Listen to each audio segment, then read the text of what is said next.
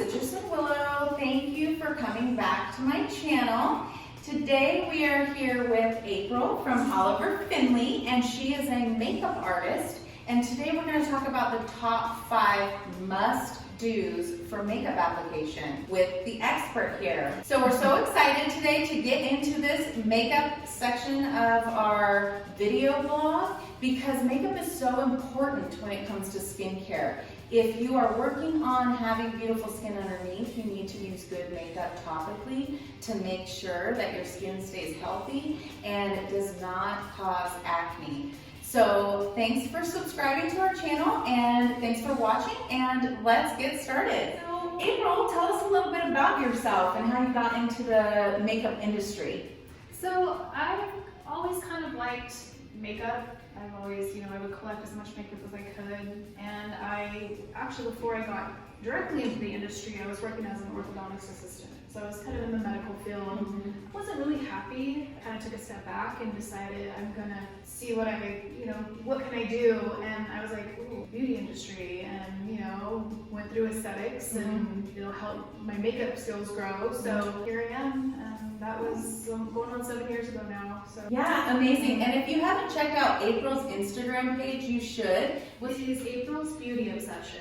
April's Beauty Obsession. Yeah, check that out. She's got some wonderful makeup pictures on there that are just amazing. I love them so much. Let's talk about makeup, skincare, and foundation, which is so important. This is what you're putting on top of your sunscreen daily if you wear daily makeup. If you don't wear daily makeup, you are wearing it outside to go out or whatever. So you want to make sure that it's not clogging your pores when you're out, and definitely make sure you're washing it off at night. So April, what would you recommend foundation-wise? For foundation, honestly, it's kind of personal preference. There's a lot of people that are more sensitive to certain ingredients, and so it's kind of one of those where you have to figure out what's going to work for you. Honestly, Jane Iredale's a really good one. One of my faves, absolutely. It's a really good one that you can find in like salons and spas that has a lot of skincare ingredients in it that work really well. It's hard for me to choose though. I love NARS. Yeah. NARS is a really good brand. Yeah. It's a really good foundation that will last and will not look cakey. Beauty Blender actually has a really good foundation as well. Oh yeah. I was kind of surprised, to be honest, but it's pretty good. And I love that. And what about concealer? Do you recommend anything with that, or do you think that matters for pore? Well, concealers, actually, I've been a lot more drawn to them because we, for the past year, we've had to wear the masks. So concealers are nice where you can do a little bit more of the spot treating. My all-time favorite concealer is going to be NARS Radiant Creamy. It's just really nice for your skin. It's very hydrating. It claims that over time it kind of helps brighten under the eye as well. I don't know if it does that. I just know it's my absolute favorite. Yeah, okay, amazing. Thank you for that. Well, you guys, for those recommendations, I'll put the links down in the information page to find those concealers and foundations. So also for skin types, is it possible to have a one-size-fits-all makeup for skin types if you have oily skin or dry skin, or do they have to get different types of makeup specifically? So it's kind of a yes and no answer. So as a makeup artist, I don't want to have to carry a bunch of stuff in my kit. And so I have found foundations that will work and I can customize to work for all skin types. So generally, I would say more like the matte foundations would be a good way to start. But if you have really dry skin, you're not going to like the matte foundations. Especially, I would say, Kat Von D or KDB Beauty now. Fenty Beauty, her original foundation, and those are pretty drying matte, so if you have dry skin, you're not going to like those. Although, you can, if you want to have like a matte foundation that you can kind of change and alter, you can add like a serum to it, you can add a facial oil to it. That's a good tip. That's a pro tip here, guys. Yeah. Definitely a pro tip. Moisturizer or even a primer, like if you have a hydrating primer, you can just really mix it and make it work for everybody. Okay, that's awesome. So a lot of people have been noticing with the masks that it wipes off now that we have to wear masks. So what do you recommend? Do you recommend like a finishing spray or a primer? Honestly, it's really difficult because it's rubbing on our faces. Yeah. It's really hard to not lose some makeup. Yeah, One thing, inevitable. Yeah. One thing that I found, again, going back to the NARS Foundation, that one holds up really well. I find that it doesn't come off as much. There's also different techniques that you can use. Okay. One technique that I have found that works really well at keeping foundation on is to you start with moisturizing your skin. Okay. Get some loose translucent powder. Do like an invisible layer. So with this layer, the secret to that is to not be able to see it. Right. You're literally looking like you're just kind of mattifying the skin. Right. And then you're gonna do a setting spray. Okay. And that can be whatever you want. If you have oily skin, Urban Decay. Okay. They're de-slick. That's a really good one to help control that oil. Amazing.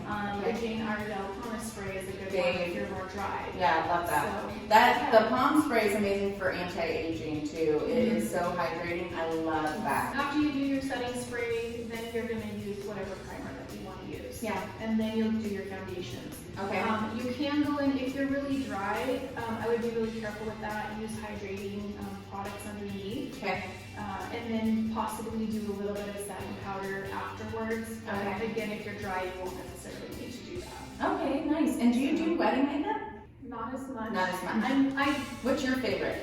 love doing photo shoots. Oh, photo shoots. I love, fun. yes, like more fashion, editorial, just getting really creative. Yeah. And I have a lot more freedom. Okay, So, yeah, check out her page, you guys. Her makeup is amazing. I love it so much. These are all amazing tips, too. We talked about the mask rubbing off, so there are some good tips on that. And the translucent powder that she's speaking of, you do need to be very light with that. Yes. It can white out your face big Yes, time if yes. you use too much. So a teeny brush, you think, or? I like to use kind of a smaller brush, Smaller like brush, okay. a blush brush, or one that's a little bit skinnier and kind of tapered. Okay. That way you can really get in there. Yeah. If I consider the blush brush for when you're getting it all over, but just being really careful again, like I said, not to overuse it. Yeah, yeah, it's pretty, pro tips here, guys. That's amazing, yes.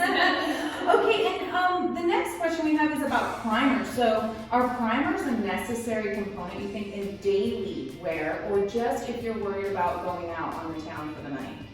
No, they're not necessary. Okay. I used Love to think this. they were, Okay. but they're not. Okay. And honestly, I feel like a primer can be anything. I love using maybe like a facial oil. Ooh, okay. I know some people say different. There are some artists that will tell you that oil breaks up makeup.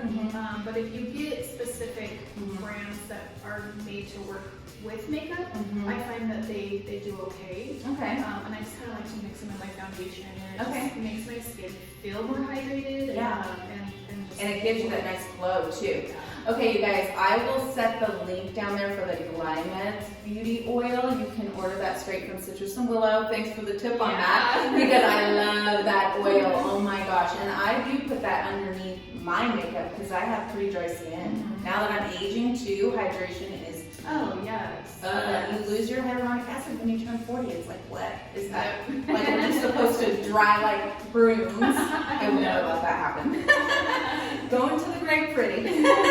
Last question here. Top 5 makeup brands you recommend as a must-have, and one pro tip on makeup application, which she's already given me 2, you guys. So now you're getting 3. Yeah, so that foundation one, the reverse kind of technique, I guess is what you could call it, is really good. It's helped a lot of people. Top 5 brands. NARS, Love. Beauty Blender. I do like Jane Iredale. Yeah. I like their BB cream is probably my favorite. Some Irix. Love their stuff. What about Youngblood? What do you think about Youngblood? That's a pro brand that I sometimes keep. Or Glow. Glow's the spin-off of Jane Iredale. What do you think about that? I haven't tried You haven't tried that? No. I know. I do like those brands for the tinted moisturizer, the Youngblood. And the Glow, I think, is a spin-off of Jane Iredale, but it's a little less expensive than the Jane Iredale. I like those too. Yeah, you'll have to check those out because those are nice. But you heard it here, the NARS, Jane Iredale, and what was the other one? Beauty Blender. Beauty Blender. Some Irix. Dennis and Larix. Okay. Okay. Oh, okay. One of my favorites. Yeah. Also, if you are a makeup artist or a licensed professional in the beauty industry, you can go to their websites and find their pro discount. Oh, awesome. So they just sign up with their license number? Okay, that's amazing. Yeah, that's awesome. Okay. Well, April, thank you so much for being on this channel and sharing your knowledge. And you guys, thanks again for subscribing to Citrus and Willow. If you like this video or you want to learn more about makeup, we're going to have April on here again on the top 5 don'ts on makeup. Please give me a thumbs up and subscribe to the channel for more up-to-date beauty business and beauty education for everyone. Thanks, guys. Bye. Bye.